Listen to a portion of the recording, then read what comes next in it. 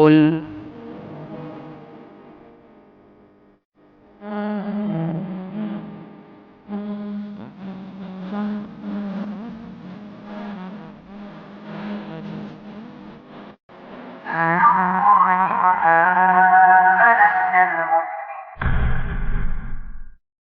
Alhamdulillah, wassalatu wassalamu ala rasulillah wa ala alihi wa sahbihi wasallam. Baik, sekarang kita masih lanjut pembahasan kitab Manhajus Salikin, syarat sholat yaitu menutup aurat. Ini serial yang kedua. Kita lihat dari Fikih Manhajus Salikin karya Syekh Abdul Rahman bin Nasir As-Sa'di. Monggo dibaca. Fikih Manhajus Salikin karya Syekh Abdul Rahman bin Nasir As-Sa'di, kitab sholat, syarat sholat menutup aurat bagian kedua. Kata Syekh Abdul Rahman bin Nasir As-Sa'di rahimahullah dalam Manhajus Salikin, wa min syurutiha satrul awrati bi thawbil mubahi la yasiful bashara. Dan di antara syarat sholat adalah menutup aurat dengan pakaian yang mubah, yang tidak menyifatkan kulit. Nah, lihat, kita masih lanjut dengan perkataan beliau yang sama. Syarat sah sholat itu adalah nutup aurat, menutupi aurat dengan pakaian. Nah, nanti kita akan lebih dalami nanti batasan pakaiannya seperti apa. Di dalam bahasan ini saya khususkan untuk akhwat terlebih dahulu, yaitu untuk membahas aurat wanita dalam sholat. Apa saja yang harus ditutup. Nah, ini bisaubin dengan pakaian yang mubah. Berarti bukan pakaian yang haram. Kemarin kita sebutkan bentuknya macam-macam. Pakaian yang haram itu ada yang bisa jadi dari pakaian curian, bisa jadi dari jenis pakaiannya. Laki-laki pakai sutra nggak boleh. Dari sisi modelnya menjulur di bawah mata kaki tidak boleh. Kemudian dari sisi warna, kemarin nggak disinggung. Dari sisi warna, ya sebagian ulama itu melarang pakaian warna merah polos. Merah darah kan semua dia pakai warna merah. Kalau ada corak-coraknya masih dibolehkan, karena Nabi SAW pernah memakai pakaian warna merah namun bercorak. Artinya bercampur dengan warna yang lainnya, masih boleh. Intinya di sini diperintahkan pakai seperti itu. Namun kesimpulannya kemarin, kalau ada yang memakai pakaian kayak tadi, pakaian yang diharamkan, sholatnya tetap sah, namun dia berdosa karena memakai pakaian yang dilarang untuk dirinya. Kemudian jangan sampai pakaian ini menyerupai kulit, ya mungkin karena terlalu tipis, ya sehingga menerawang, ya sama dengan warna kulitnya dia tahu. Nah, sekarang kita lihat aurat wanita dalam sholat. Aurat wanita dalam sholat. Dari Ummul Mukminin Aisyah radhiyallahu anha, Rasulullah sallallahu alaihi wasallam bersabda, "La yaqbalullahu salata haidin illa bi-imari." Allah tidaklah menerima salat wanita yang telah haid atau dalam balik kecuali dengan mengenakan imam. Taib. La yaqbalullah. Allah tidaklah menerima. Tidak menerima di sini beri catatan tidak sah. Ya, tidak menerima di sini tidak sah. Karena kalimatnya bisa jadi tidak sah atau kurang sempurna. Namun yang dimaksudkan di sini adalah Allah tidak menerima adalah tidak sahnya. Allah tidak menerima sholat haidin, sholat wanita haid. Ingat, wanita haid kan nggak boleh sholat. Maka kalimat terjemahannya adalah wanita yang telah haid. Diterjemahkan wanita yang telah haid. Artinya apa? Wanita tersebut sudah balik. Berarti wanita balik kalau mau sholat, ya wajib mengenakan khimar. Nanti ada keterangannya. Illa bi khimarin, wajib menggunakan khimar. Apa yang dimaksud ini kita lihat keterangan di bawahnya. Yang dimaksud sholat wanita yang telah haid yaitu sholat wanita yang telah balik. Namun bukan hanya haid sebagai tanda balik bisa pula yaitu hilang atau mimpi basah. Di dalam hadis ini diibaratkan wanita balik dengan haid karena dari tanda balik yang khusus bagi wanita.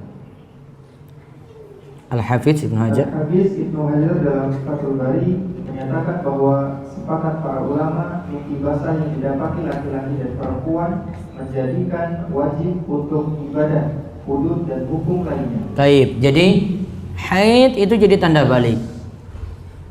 Namun tanda balik untuk wanita khusus untuk wanita ini adalah haidnya tadi. Artinya kalau wanita datang bulan berarti jadi balik. Namun ada tanda lain lagi, ini bagi wanita maupun bagi pria, yaitu bagi laki-laki maupun perempuan, yaitu ihtilam, mimpi basah.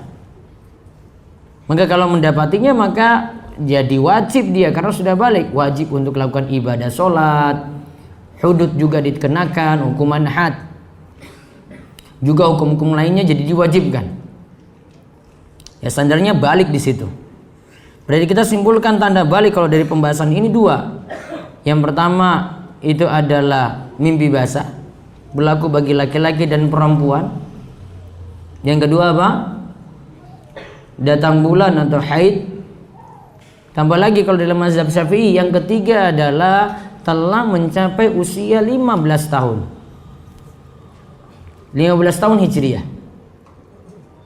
Kalau distandarkan ke miladiyah atau masih lebih rendah, berarti sekitar 14 tahun. Ya. 15 tahun Hijriah. Kenapa saya sebut umur tadi? Kalau dalam mazhab Syafi'i kenapa sebut umur?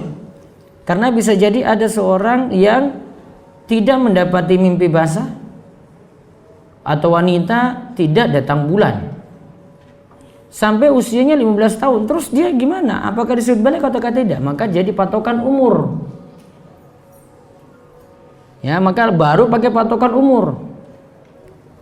Namun kalau sudah sebelumnya dia dapati haid, misalnya baru umur 10 tahun, wanita 10 tahun dia sudah dapati haid, maka langsung balik.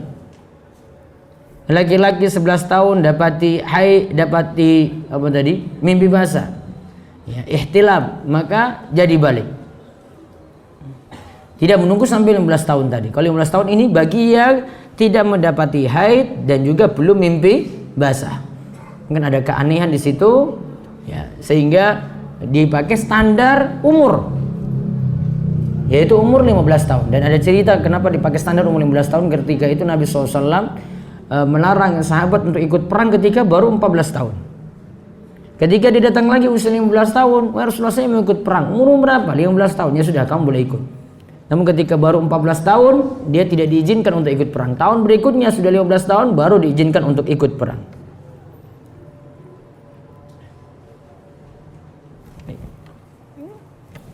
Lalu lanjut lagi yang berikutnya. Khimar.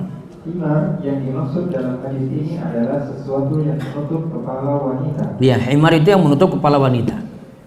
Beberapa faedah dari hadis ini. Yang pertama, wajib bagi wanita yang telah balik untuk menutup kepalanya dalam sholatnya.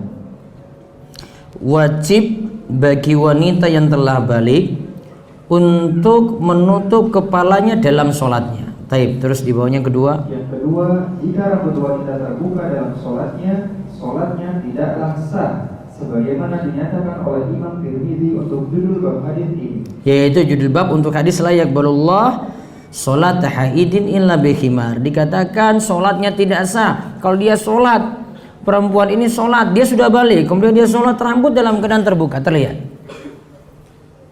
Namun kalau dia dalam keadaan tidak sengaja, nanti ada hukum tersendiri. Namun kalau dalam keadaan tahu, kok ini rambutnya keluar, dia biarin aja gitu, ya, maka sholatnya tidak sah. Terus yang ketiga. Yang ketiga, anak perempuan yang belum balik sholatnya tetap sah, walau ia sholat dalam keadaan kepala terbuka, karena auratnya lebih ringan dibanding wanita dewasa. Baik. Faedah berikutnya.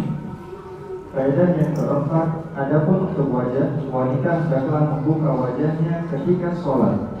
Hal ini adalah ijma atau kesepakatan para ulama seperti dinyatakan oleh Ibnu Battal dan Ibnu Munzir, kecuali jika ada laki-laki yang bukan mahram, seperti ipar laki-lakinya, anak dari pamannya atau sepupu, wajib menutup wajahnya menurut pendapat paling kuat di antara pendapat para ulama.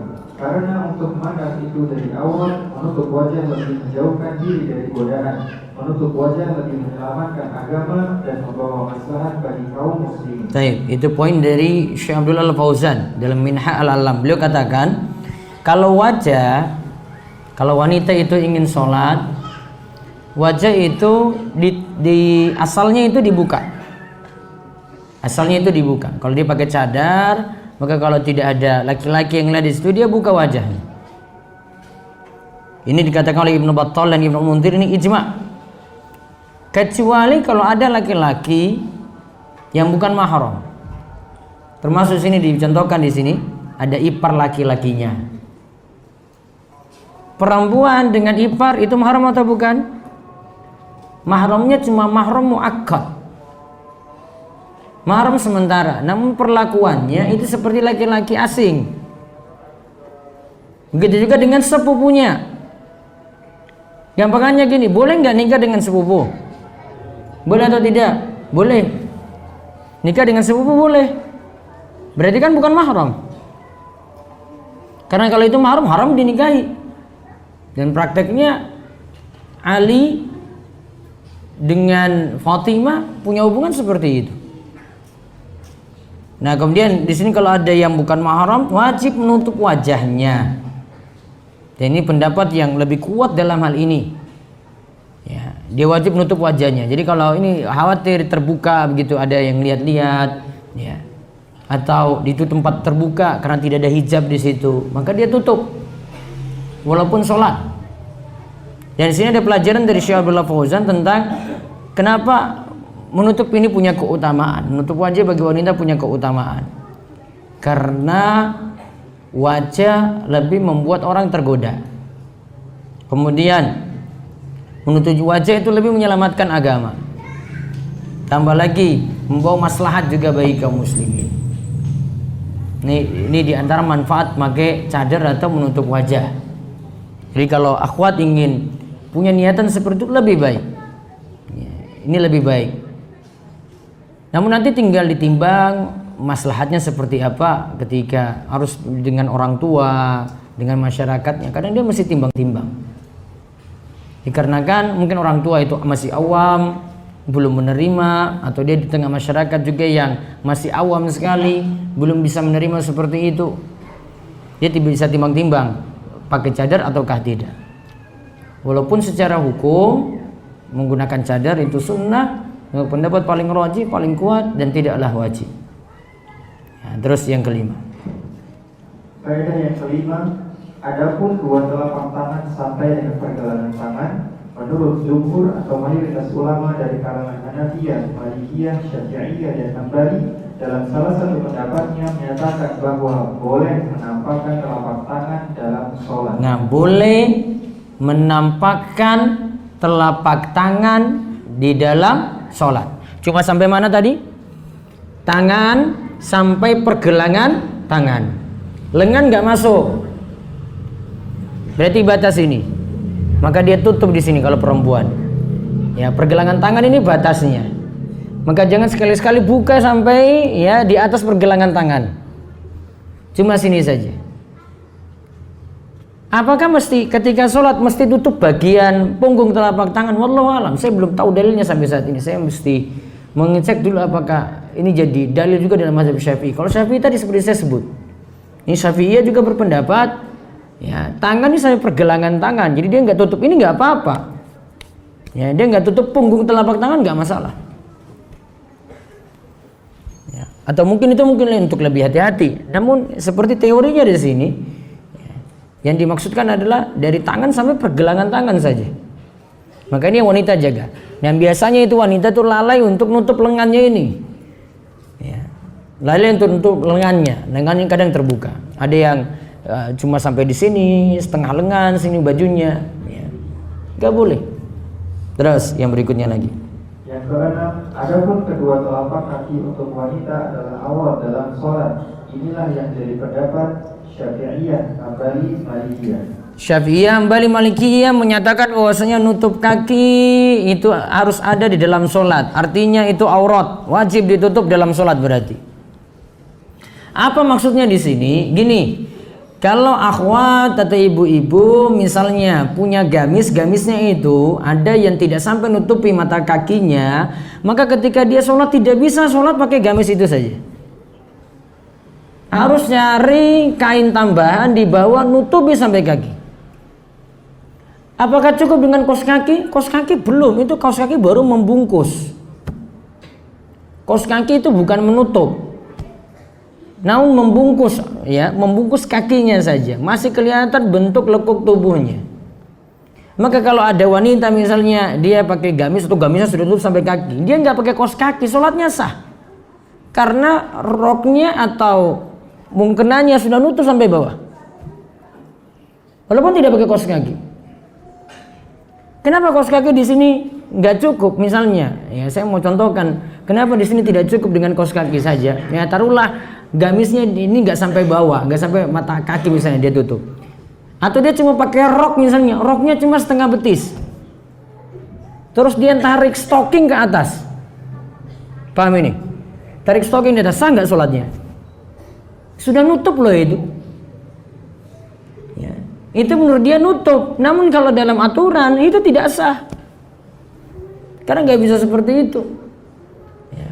Harus dia tarik sampai di bawah. Maka kalau gamis emang nggak nutup sampai mata kakinya, tambah lagi kain tutup sampai di bawah, kakinya ikut tertutup, tenggelam itu maksudnya kakinya. Tertutup. Ya. Kalau enggak dia tambah ada, misalnya di masjid itu ada mukena bagian bawahnya roknya saya itu dia pakai. Atau dia tambah dengan sarung pakai lagi di bawah. Ya. Kalau mukena tadi kan pakaian wanita, memang pakaian untuk dia. Kalau untuk sarung juga kan masih perempuan juga masih boleh pakai, sah-sah saja seperti itu. Yang nggak boleh kalau laki-laki pakai nggak ada sarung, pakai mukenanya perempuan bagian bawah. Ini karena ada yang pernah nanya kayak gitu, Ustaz saya boleh nggak pakai, nggak ada sarung nih, cuma ada itu aja, kurang kayak nggak ada yang lain aja Pak, cari yang lain, nggak boleh tasyabuh dengan perempuan. Wah pakai itu dikira itu perempuan yang sholat. Ini karena bagian bawah coba rok gitu, coba lihat ini aneh aja nih bapak ini. Walaupun jenengan bilang menutup aurat, namun tasyabuh dalam masalah pakaian. Ya kan pakaian laki-laki dan perempuan kan harus beda. Di sini dia tidak bedakan antara laki-laki dan perempuan. Nah terus masalah kaki wanita dalam sholat. Masalah kaki wanita dalam sholat dari Ummu Salamah radhiyallahu anha, dia berkata bahwa ia bertanya pada Nabi SAW, apakah wanita boleh sholat dengan mengenakan gamis dan kerudungnya saja, lalu tidak memakai izar atau sarung di bawahnya? Nabi SAW menyatakan, "Idza kanat dar'u sabiran yughatti dhuhura qadamaiha." Boleh jika memang gamisnya lebar memanjang hingga menutupi punggung telapak kakinya. Baik, baca takhrijnya coba. Hadis riwayat Abu Daud nomor 640. Al-Habis Al-Bukhari mengatakan bahwa hadis ini dhaif. Syekh Abdullah Al-Fauzan menyatakan bahwa hadis ini yang tepat adalah mauquf, hanya perkataan dari Ummu Salamah, bukan sabda Nabi SAW. Dinyatakan yang sama oleh Abdul Hamid Al-Ishbili. Nah lihat, jadi kesimpulannya di sini dhaif. Para ulama nggak pakai hadis ini, atau yang anggapnya dhaif tidak pakai. Namun para ulama sering sebut-sebut hadis ini. Ya. Ada keterangan lagi, walaupun hadis ini dhaif. Walaupun hadis ini dhaif, Syekh Abdullah Al-Fauzan menyatakan bahwa inilah yang dituntut minimal pada wanita, yaitu ia menutupi seluruh badannya, walaupun dengan selebar kain dari atas sampai bawah. Nah artinya seandainya dia pakai sesuatu dari atas ini, ya dari kepalanya ini tertutup kain, cuma satu lembar saja sampai di bawahnya tertutup sampai kakinya, semuanya aurat sudah tertutup, dia gunakan untuk sholat maka sah. Ya, maka seperti itu sah. Namun kalau dibahas dalam hadis ini, ya kesimpulannya para ulama pakai ini kesimpulan hadis ini, yaitu kaki itu juga ditutup. Karena tadi Ummu Salamah, dia kan tanya pada Rasulullah SAW, istri Nabi SAW, Ummu Salamah.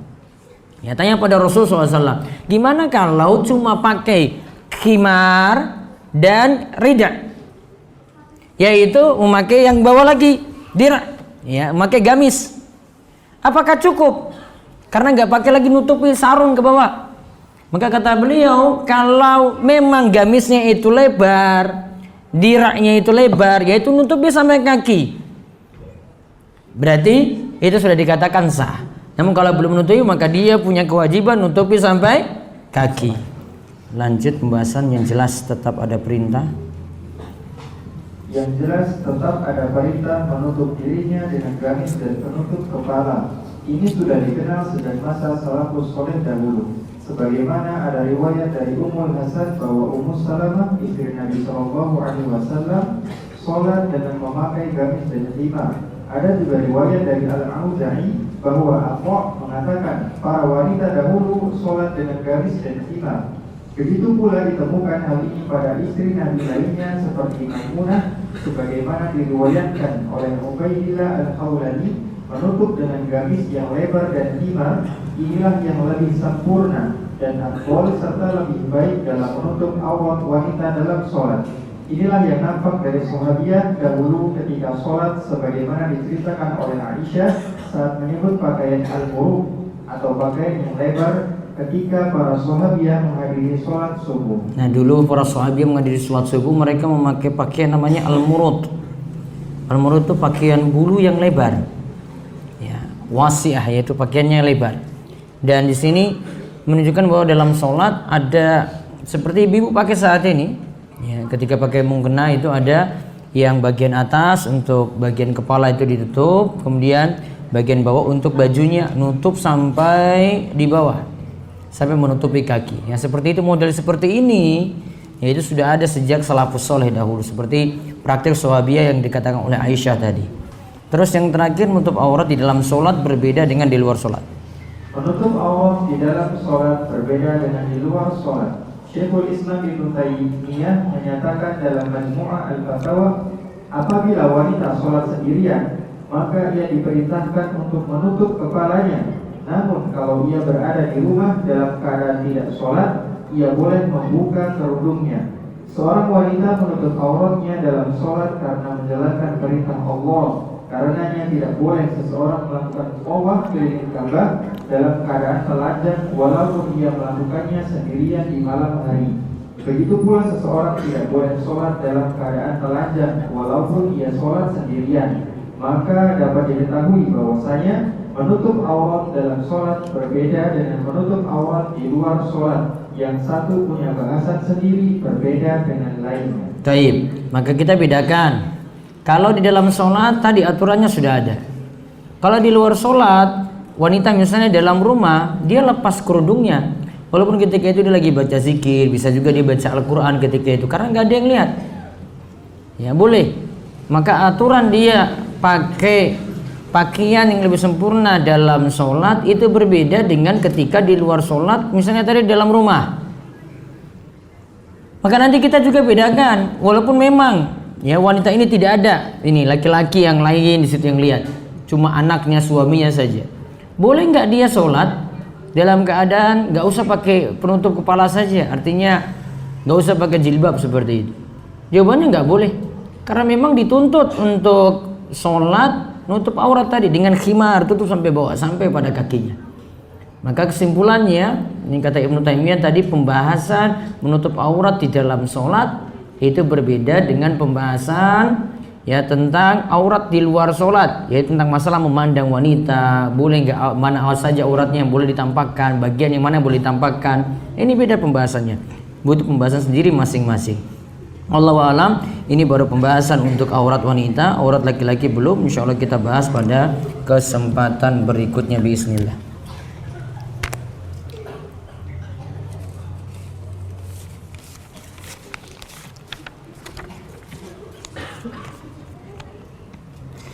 Bagaimana cara mandi junub yang benar? Setiap kali saya sholat sunnah, saya selalu niatkan untuk menggabungkan antara sholat sunnah dan sholat taubat.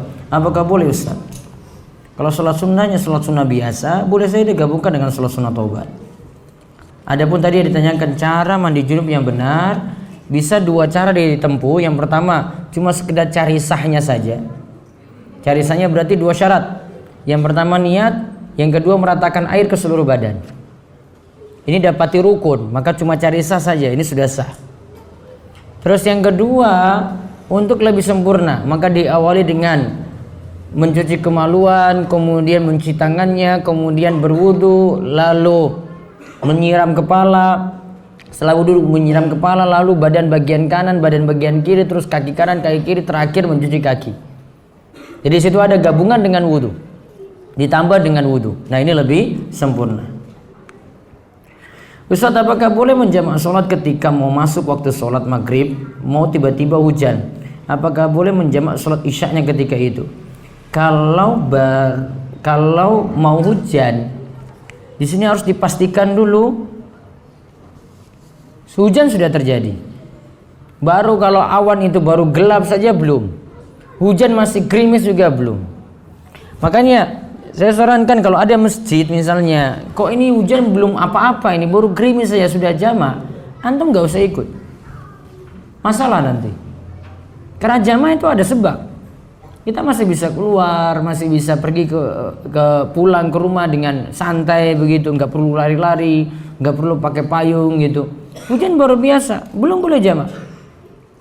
Jamaah kalau hujannya deras dan itu menyulitkan. Deras ini jelas menyulitkan. Ya, maka kalau hujan seperti itu baru jamaah.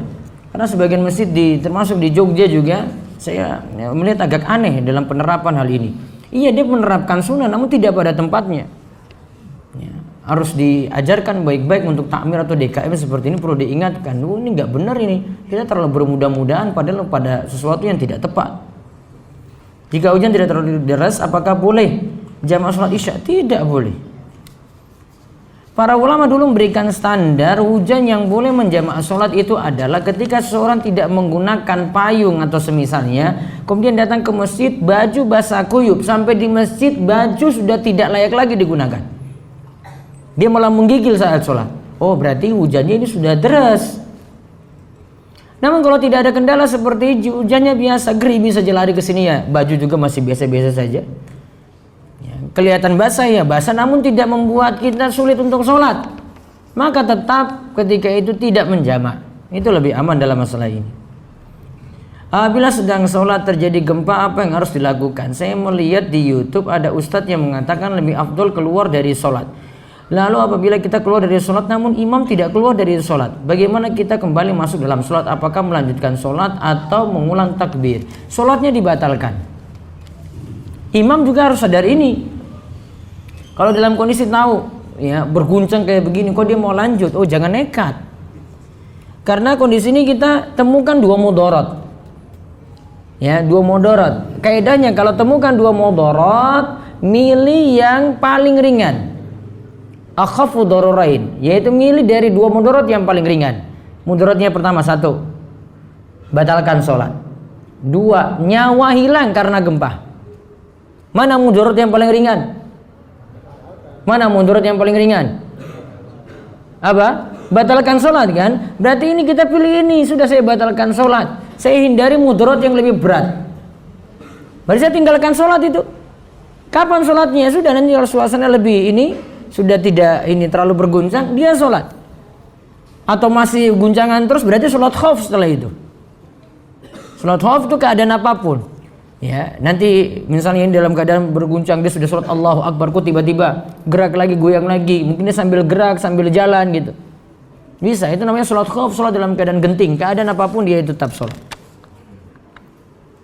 Apa hukum baca bismillah sebelum wudu? Bagaimana jika setelah mandi ingin berwudu dengan mengucap bismillah padahal dalam kamar mandi? Di dalam mazhab Syafi'i, baca bismillah saat wudu hukumnya sunnah, tidak wajib. Beberapa alasan. Satu, Al-Maidah ayat 6 itu membicarakan tentang masalah wudu dalam sholat. Maaf, wudu ketika mau sholat.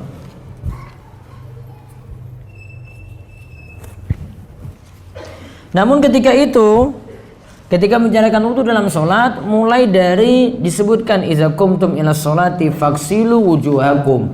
Jika kamu hendak melaksanakan sholat maka basuhlah wajah kalian. Dan di sini tidak dikatakan baca bismillah. Dalil pertama. Terus dalil kedua, padahal lagi bicarakan rukun ini sebenarnya. Bismillah tidak disebut.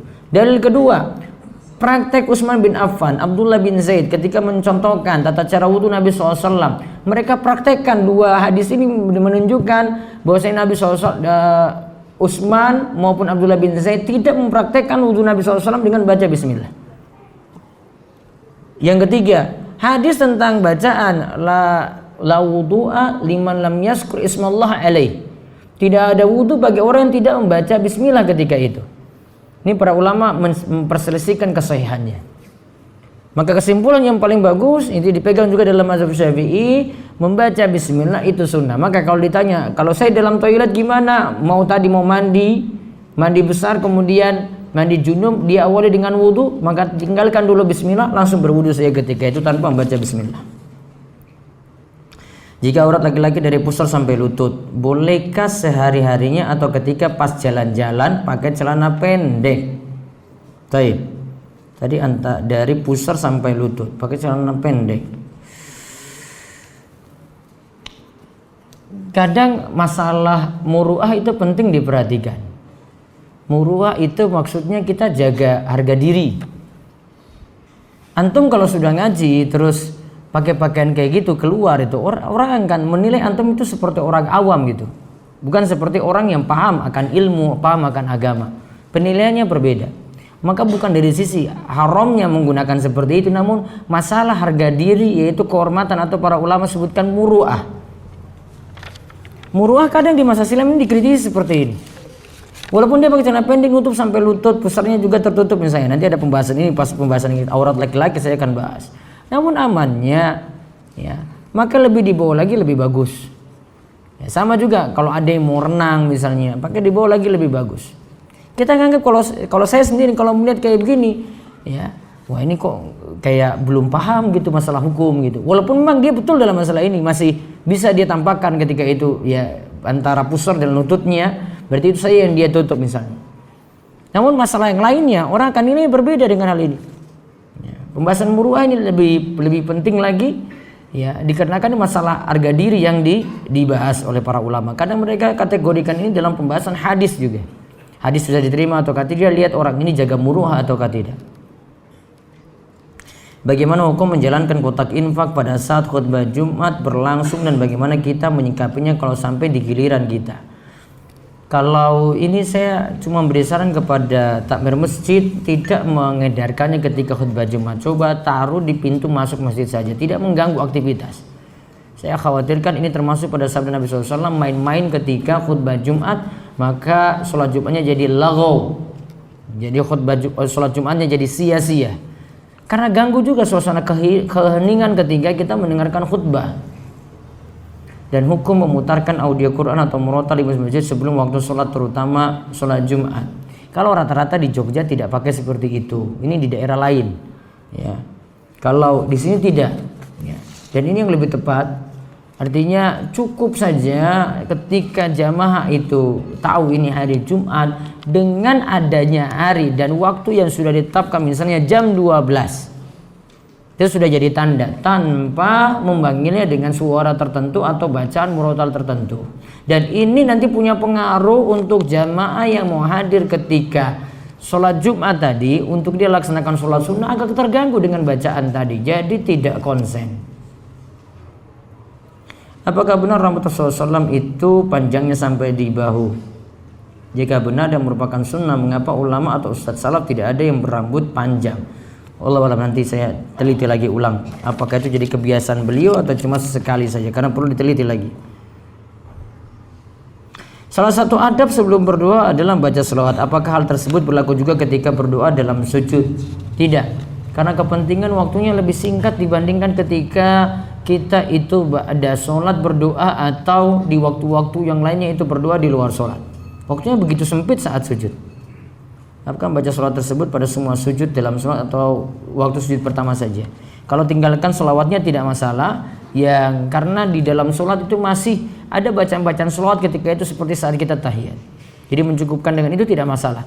Yang lebih dipentingkan nanti kalau ba'da sholat. Bagaimana dengan dagu, itu aurat atau bukan?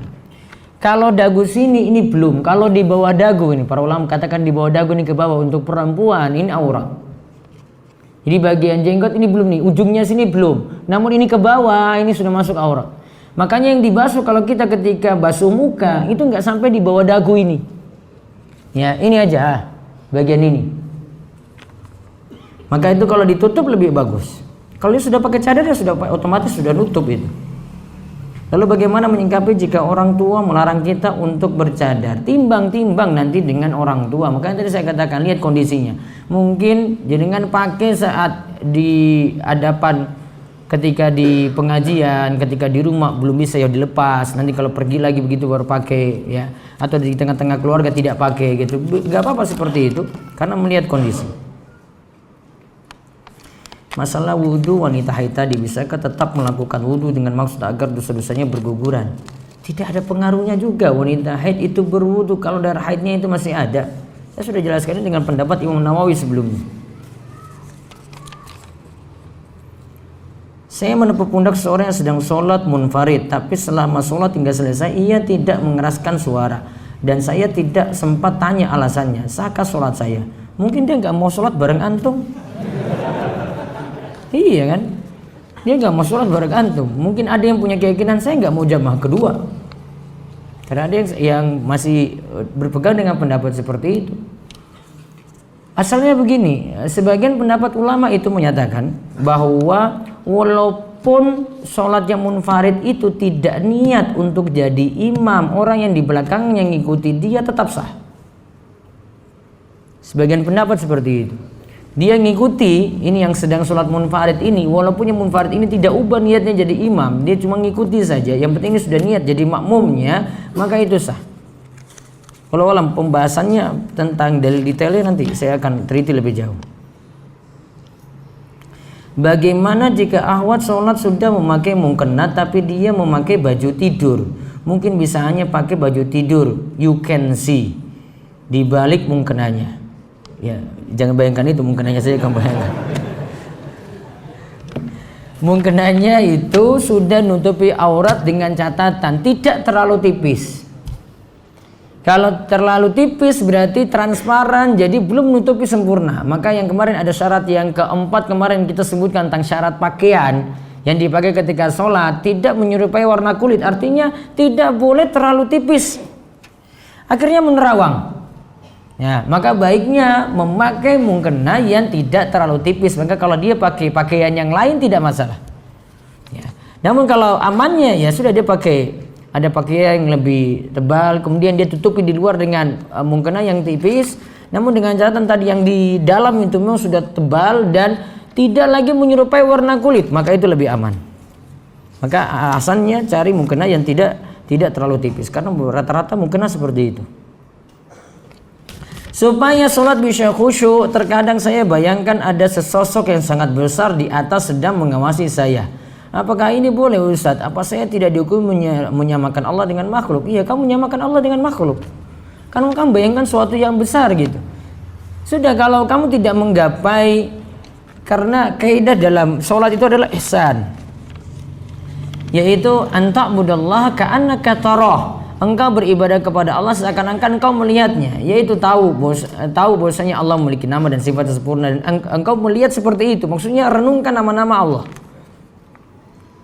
Fa'ilam takun tara fa'innahu yara. Kata Nabi SAW, jika engkau tidak bisa melihatnya maka yakinlah Allah melihatmu. Maka derajat pertama kita melihat Allah, namun tidak bisa membayangkan seperti tadi. Yang bisa kita lakukan adalah merenungkan setiap nama-nama Allah, setiap ayat yang disebut gitu.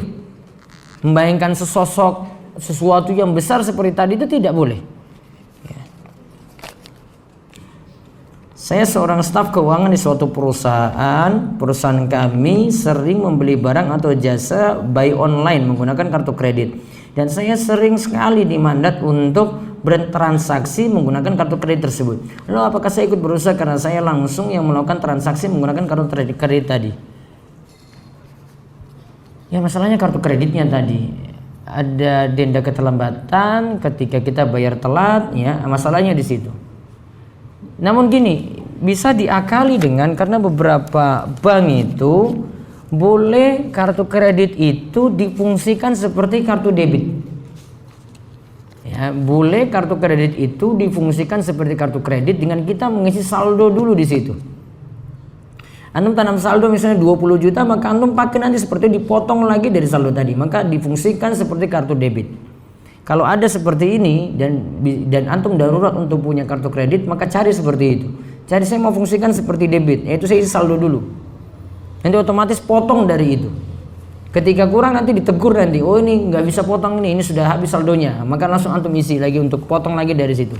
Maka fungsikan seperti kartu kredit kalau memang darurat, karena beberapa aplikasi harus beli dengan kartu kredit, ya maka bisa diakali seperti tadi. Beberapa bank itu ada yang punya layanan seperti itu.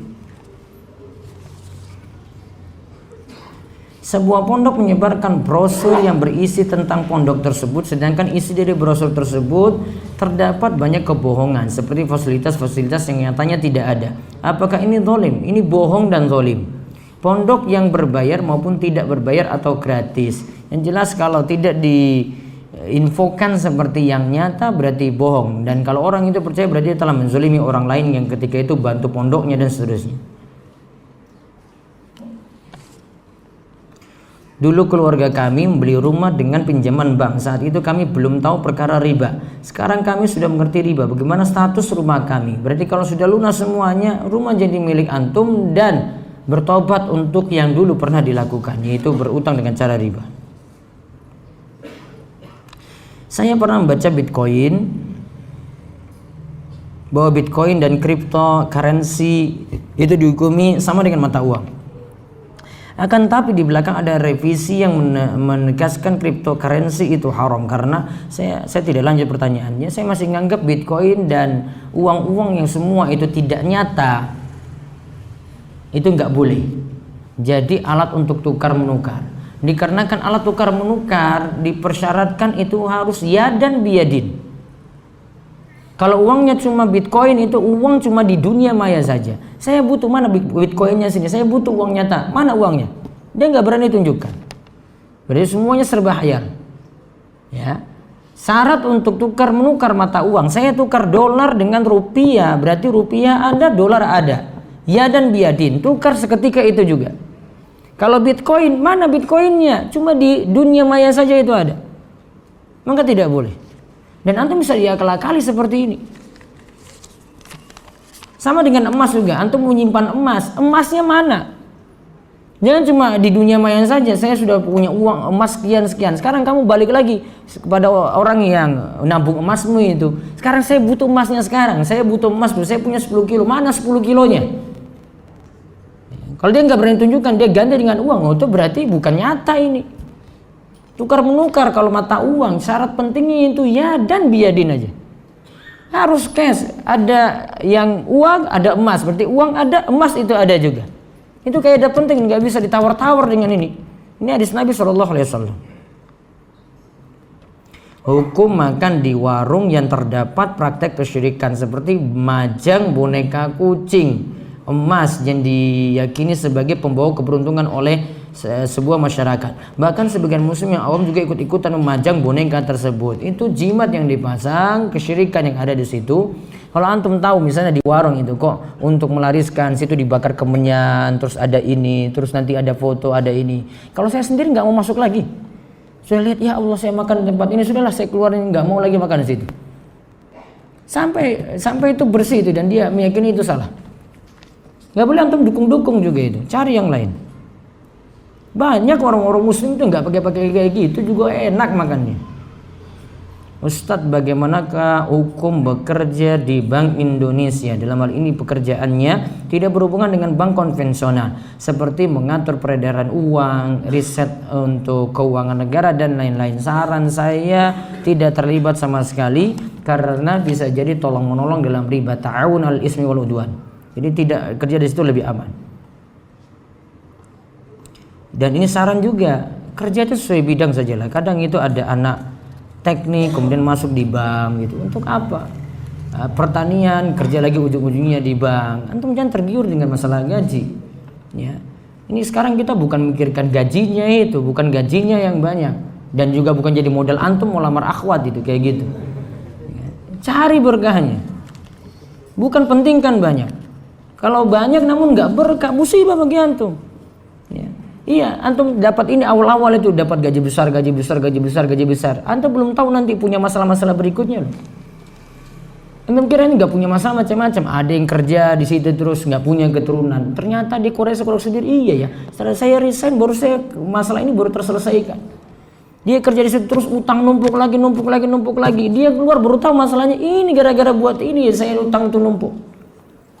Berarti harus diperbaiki. Keluar dari situ. Misalnya saya meyakini bahwa hukum rokok adalah haram, maka jika ayah saya memiliki penghasilan sebagai petani tembakau, apakah hasil nafkahnya haram? Haram. Namun kalau bagi anak yang terpaksa mendapatkan nafkah dari bapaknya tidak ada jalan lain, maka bagi bapaknya dosa, bagi anaknya halal untuk terima. Namun kalau anak ini bisa mandiri, sudah punya pekerjaan sendiri, saran saya tidak bergantung dengan bapaknya tadi yang punya pekerjaan haram. Apakah sholat sah jika celana sudah menutup aurat namun di pahanya ada lubang kecil karena bisa jadi terkena percikan api atau bara puntung rokok orang lain? Itulah mudaratnya itu, dekat-dekat dengan para perokok. Yang pertama, para perokok zalim berarti. Apa istilahnya apa nih? Membuat celana orang lain itu berlubang. Ya kan? Zalim nggak? Zalim. Satu. Yang kedua, asapnya lagi. Yang ketiga, kalau sudah zolimi orang, orang doakan jelek, doanya terkabul. Ya, terkabul nggak doa orang yang terzolimi? Terkabul. Ya, maka hati-hati. Para perokok kalau dengar mudah-mudahan tobat ini semuanya. Kalau ada masih merokok, hentikan itu. Antum zolimi orang lain, dapat doa jelek lagi. Nah sekarang di sini ini masalah celananya. Kalau saran saya memang itu terbuka auratnya itu antara pusar dan lutut, ya itu terbuka, artinya ada lubang di bagian situ. Baiknya pakai sarung lagi untuk nutupi lubang tadi.